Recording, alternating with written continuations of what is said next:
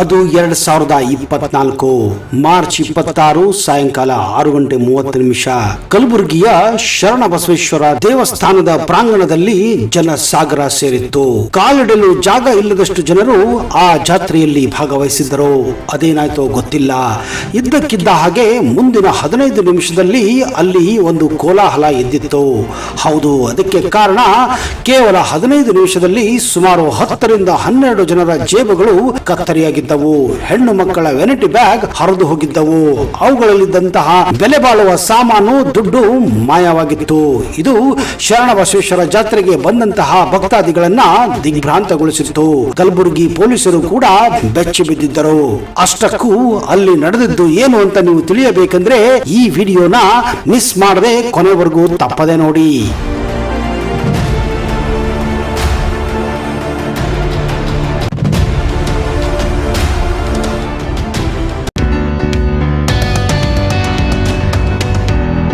ಕಲಬುರ್ಗಿ ಎಂದಾಕ್ಷಣ ಕಣ್ಮುಂದೆ ಬರುವುದು 18ನೇ ಶತಮಾನದ ಕಾಯಕ ದಾಸೋಹಿ ಶ್ರೀ ಶರಣ ಬಸವೇಶ್ವರರವರು. ಶತಮಾನಗಳಿಂದ ಇಲ್ಲಿನ ಸುಡುವ ಕಡು ಬಿಸಿಲಿಗೂ ತಪ್ಪದೆ ತಮ್ಮ ಕುರುಹುಗಳನ್ನು ಉಳಿಸಿಕೊಂಡು ಪ್ರವಾಸಿಗರಿಗೆ ಕರೆಮುಗಿದು ಕರೆಯುವಂತೆ ಭಾಸವಾಗುತ್ತದೆ. ಶರಣ ಬಸವೇಶ್ವರ ದೇವಸ್ಥಾನ ಕರ್ನಾಟಕ ರಾಜ್ಯದ ಕಲಬುರಗಿ ನಗರದ ಹೃದಯ ಭಾಗದಲ್ಲಿದೆ. ಈ ದೇವಸ್ಥಾನ ದಾಸೋಹಿ ಮತ್ತು ಶ್ರೀ ಶರಣ ಬಸವೇಶ್ವರರಿಗೆ ಸಮರ್ಪಿಸಲಾಗಿದೆ. ಮೂಲತಃ ಜೇವರ್ಗಿ ತಾಲೂಕಿನ ಬಸವಣ್ಣನವರ ಶರಣ ತತ್ವಗಳ ಸಂದೇಶಗಳ ಪ್ರಚಾರ ಮಾಡುತ್ತಾ ಕಲಬುರಗಿಯಲ್ಲೇ ಉಳಿಯುವಂತೆ ಮಾಡಿದವರು ಇವರ ಶಿಷ್ಯ ದೊಡ್ಡಪ್ಪ ಶರಣರು. ಗುರು ಶಿಷ್ಯರ ಅವಿನಾಭಾವ ಸಂಬಂಧ ಹಾಗೂ ಸಾಮರಸ್ಯಗಳನ್ನು ಸೂಚಿಸಲು ಶರಣ ಬಸವೇಶ್ವರ ಹಾಗೂ ಅವರ ಗುರುಗಳ ಬೆಳ್ಳಿ ಮುಖಗಳನ್ನುಳ್ಳ ಜೋಡಿ ಮೂರ್ತಿಗಳನ್ನು ಇಲ್ಲಿ ಪ್ರತಿಷ್ಠಾಪಿಸಲಾಗಿದ್ದು ಇಂದು ಭಕ್ತರ ಆರಾಧನಾ ತಾಣವಾಗಿದೆ. ಹೋಳಿ ಹುಣ್ಣಿಮೆ 5 ದಿನಗಳ ನಂತರ ತಿಂಗಳವರೆಗೆ ಇಲ್ಲಿ ಜಾತ್ರೆ ನಡೆಯುವುದು ಒಂದು ವಿಶೇಷವಾಗಿದೆ. ಕಲಬುರಗಿಯ ಮಹಾದಾಸೋಹಿ ಶ್ರೀ ಶರಣ ಬಸವೇಶ್ವರರು ದಿನಾಂಕ 11/3/1822 ಸೋಮವಾರದಂದು ಇಲ್ಲಿ ಲಿಂಗೈಕ್ಯರಾದರು. ಬಳಿಕ ಅವರ ಸಮಾಧಿಯ ಮೇಲೆ ಗೋಪುರವನ್ನು ಕಟ್ಟಿಸಲಾಯಿತು. ನಿಮಗೊಂದು ಶಾಕಿಂಗ್ ನ್ಯೂಸ್ ಹೇಳ. ಇವತ್ತು ಭಾರತದಲ್ಲಿ 60% ಆಸ್ಪತ್ರೆಗಳಲ್ಲಿ ನಡೆಯುವ ಸರ್ಜರಿಗಳು ಫೇಕ್ ಸರ್ಜರಿಗಳಾಗಿವೆ. ಹೀಗಾಗಿ ನಾವು ನಮ್ಮ ಮನೆಯ ಮದ್ದುಗಳ ಮೇಲೆ ಹೆಚ್ಚಿಗೆ ಗಮನ ವಹಿಸಬೇಕು. ಇಲ್ಲ ಅಂದ್ರೆ ಅಂತಹ ಮನೆ ಮದ್ದುಗಳನ್ನ ಬಳಸಿಕೊಂಡು ತಯಾರಾಗುವಂತಹ ಆಯಿಂಟ್ಮೆಂಟ್ ಆಗಲಿ, ಜೆಲ್ಗಳಾಗಲಿ, ಎಣ್ಣೆಗಳ ಮೇಲೆ ಅವಲಂಬನೆ ಪಡೋದು ಒಳ್ಳೆಯದು. ನೀವು ಮನೆಯಲ್ಲಿ ಕುಳಿತು ಇಂತಹ ನೋವುಗಳನ್ನ ಗುಣಪಡಿಸಿಕೊಳ್ಳುವ ಒಂದು ಸುಲಭ ಉಪಾಯವನ್ನ ಇವತ್ತು ನಾನು ನಿಮಗೆ ಪರಿಚಯ ಮಾಡ್ತಾ ಇದ್ದೀನಿ. ಹೌದು, ಅದುವೇ dual action aunty inflammatory lying gel. ಇದು ಕೇವಲ ಮಾಮೂಲಿ ಜೆಲ್ ಅಲ್ಲ. ಇದರಲ್ಲಿ 12ಕ್ಕೂ ಹೆಚ್ಚು ಆಯುರ್ವೇದ ಪದಾರ್ಥಗಳ ಅದ್ಭುತವಾದಂತಹ ಮಿಶ್ರಣ ಇದೆ. ಇದರಲ್ಲಿ ನೀಲಗಿರಿ, ಮೆಂತೆ, ಸಾಸುವೆ, ಶಿಲಾಜೀತ್ ಮತ್ತು ಕರ್ಪೂರದಂತಹ ನೈಸರ್ಗಿಕ ಅಂಶಗಳಿವೆ. ಇದನ್ನ ಬಳಸೋದು ಕೂಡ ತುಂಬಾ ಸಿಂಪಲ್. ಕೈಯಲ್ಲಿ ಜೆಲ್ ಅನ್ನ ಹಾಕಿಕೊಂಡು ನೋವು ಎಲ್ಲಿದೆಯೋ ಅಲ್ಲಿ ಸುಲಭವಾಗಿ ನೀವೇ ಹಚ್ಚಿಕೊಳ್ಳಬಹುದು ಅಥವಾ ಯಾರಾದರೂ ಕೂಡ ಹಚ್ಚಬಹುದು. ಕೈ ನೋವು, ಕಾಲು ನೋವು, ಬೆನ್ನೋವು ಅಥವಾ ಕುತ್ತಿಗೆ ನೋವು ಏನೇ ಇರಲಿ, ದಿನಕ್ಕೆ ಕೇವಲ 2 ಬಾರಿ ಹಚ್ಚಿದ್ರೆ ಸಾಕು. ಆ ನೋವುಗಳು ಸಾಮಾನ್ಯವಾಗಿ 3 ರಿಂದ 7 ದಿನದಲ್ಲಿ ಮಾಯವಾಗಿ ಬಿಡುತ್ತೆ. ಈ ಒಂದು ಜೆಲ್ ನಿಮಗೆ 130 ರೂಪಾಯಿ ಕಾಸ್ಟ್ ಆಗುತ್ತೆ. ನಿಮ್ಮಲ್ಲಿರುವ ನೋವು ಸಂಪೂರ್ಣವಾಗಿ ಮಾಯವಾಗಬೇಕಂದ್ರೆ ನೀವು ಅಟ್ಲೀಸ್ಟ್ 3 ಜೆಲ್ಗಳನ್ನ ತರಿಸಿಕೊಳ್ಬೇಕು. ಅಂದ್ರೆ ಒಂದು ಕೋರ್ಸ್ ಕಂಪ್ಲೀಟ್ ಆದ ಹಾಗೆ ಆಗುತ್ತೆ. ನಾನು ತೋರಿಸುವಂತಹ ಈ ನಂಬರ್ಗೆ ವಾಟ್ಸ್ಆಪ್ ಅಥವಾ ಫೋನ್ ಮಾಡಿದ್ರೆ ಮತ್ತು ನಿಮ್ಮ ನಂಬರ್ ಅನ್ನ, ನಿಮ್ಮ ವಿಳಾಸವನ್ನ ಅವರಿಗೆ ಕೊಟ್ರೆ ಅವರು ನಿಮಗೆ ನೇರವಾಗಿ ನಿಮ್ಮ ವಿಳಾಸಕ್ಕೆ ಪೋಸ್ಟ್ ಮೂಲಕ ಪಾರ್ಸಲ್ ಅನ್ನ ಕಳಿಸ್ತಾರೆ. ನೀವು ಪಾರ್ಸಲ್ ತೆಗೆದುಕೊಂಡ ಮೇಲೆನೆ ನೀವು ದುಡ್ಡನ್ನ ಕೂಡ ಅಲ್ಲಿ ಕೊಡಬಹುದು ಅಥವಾ ನೀವು ಆನ್ಲೈನ್ ಮೂಲಕವೂ ಅವರಿಗೆ ಪೇ ಮಾಡಬಹುದು. ನಿಮ್ಗೆ ಏನಾದ್ರೂ ಡೌಟ್ ಇದ್ರೆ ನೀವು ಕ್ಯಾಶ್ ಆನ್ ಡೆಲಿವರಿಯನ್ನೇ ಪಡೆದುಕೊಳ್ಳಬಹುದು. ಈ ಎಲ್ಲ ವ್ಯವಸ್ಥೆ ಇರೋದ್ರಿಂದ ನೀವು ಈ ಲಾಯಿಂಗ್ ಜೆಲ್ ಅನ್ನ ಎನಿ ಟೈಮ್ ತರಿಸ್ಕೊಳ್ಬಹುದು ಸ್ನೇಹಿತರೆ. ಹಾಗಾದ್ರೆ ತಡ ಯಾಕೆ? ಈಗಲೇ ಈ ಲಾಯಿಂಗ್ ಜೆಲ್ಗೆ ಆರ್ಡರ್ ಮಾಡಿ ಹಾಗೂ ನಿಮ್ಮ ನೋವನ್ನ ಶಮನಗೊಳಿಸಿ.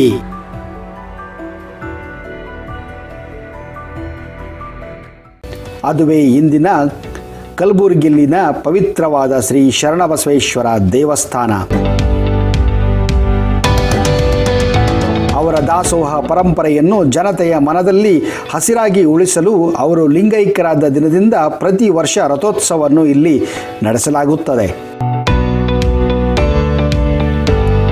ಈ ದೇವಸ್ಥಾನ ಅರೆಕಂಬ, ಬೀಡಕಂಬ, ಜೋಡಿ ಕಂಬ ಹಾಗೂ 36 ಕಮಾನುಗಳನ್ನು ಬಳಸಿ ನಿರ್ಮಿಸಿದ್ದು ಹಾಗೂ ವಿಶಿಷ್ಟ ಹೂಗಳಿಂದ ನಿರ್ಮಿಸಿದ್ದು ಛಾವಣಿಯು ವಿಶಿಷ್ಟವಾಗಿದೆ.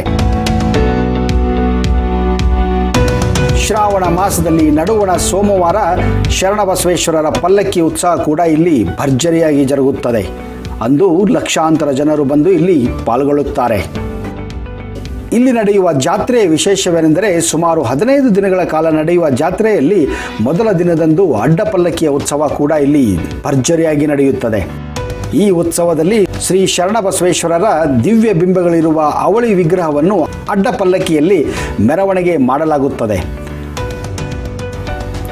ಮೆರವಣಿಗೆಯಲ್ಲಿ ನಂದಿ ಕೋಲುಗಳ ಕುಣಿತ, ಡೊಳ್ಳು ಕುಣಿತ, ಜಾನಪದ ಕಲಾ ತಂಡಗಳ ಪ್ರದರ್ಶನ ಹಾಗೂ ಭಜನೆಗಳ ತಂಡಗಳಿಂದ ಭಜನೆ ಕೂಡ ಇಲ್ಲಿ ನಡೆಯುತ್ತದೆ.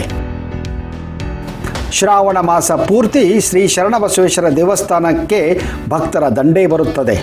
ಸೋಮವಾರ ಶರಣಬಸವೇಶ್ವರ ವಾರವಾಗಿದ್ದರಿಂದ ಈ ದಿನ ಭಕ್ತರ ಸಂಖ್ಯೆ ತುಂಬ ಹೆಚ್ಚಾಗಿರುತ್ತದೆ. ವಿಶೇಷವಾಗಿ 3ನೇ ಸೋಮವಾರದಂದು ರಾಜ್ಯ ಅಲ್ಲದೆ ಪಕ್ಕದ ಮಹಾರಾಷ್ಟ್ರ ಹಾಗೂ ಆಂಧ್ರ ಪ್ರದೇಶಗಳಿಂದಲೂ ಭಕ್ತರು ಇಲ್ಲಿಗೆ ಆಗಮಿಸುತ್ತಾರೆ. ಮಹಾರಾಷ್ಟ್ರದ ಪಂಢರಾಪುರದಿಂದ ಬಂದಂತಹ ಶಶಿಕಲಾ ಪಾಟೀಲ್ ಅನ್ನುವ ಮಹಿಳೆ ತನ್ನ ಮಗುವಿಗಾಗಿ ಆಟಿಕೆ ಸಾಮಾನನ್ನ ಕೊಂಡುಕೊಳ್ಳಲು ತನ್ನ ವೆನಿಟಿ ಬ್ಯಾಗ್ಗೆ ಕೈ ಹಾಕಿದ್ದಾಳೆ ಅಷ್ಟೇ.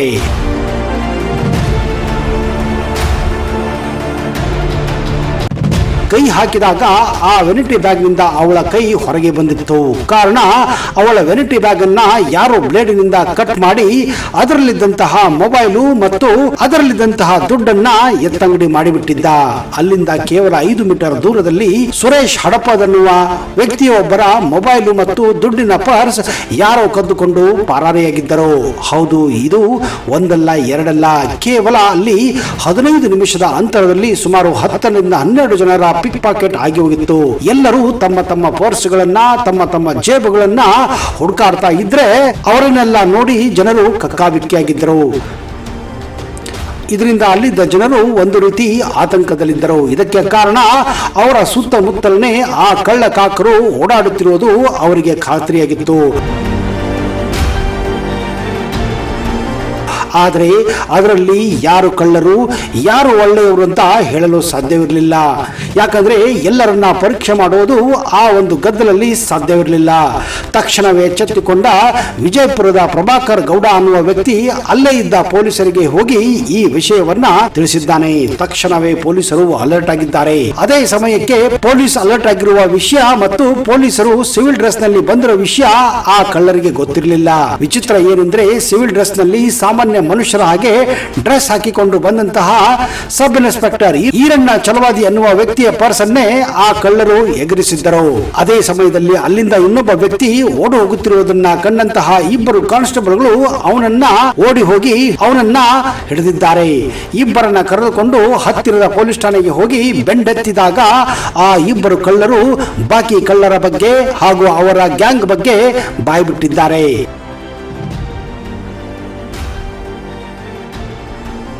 ಅವರು ಕದ್ದಂತಹ ಸಾಮಾನುಗಳನ್ನ, ಮೊಬೈಲ್ಗಳನ್ನ, ಪರ್ಸ್ಗಳನ್ನ ಎಷ್ಟು ಏನು ಅಂತ ಒಂದೊಂದಾಗಿ ಬಾಯ್ಬಿಟ್ಟಿದ್ದಾರೆ.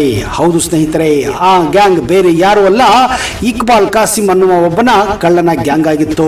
ಇದರಲ್ಲಿ 6 ಜನ ಇದ್ದರು.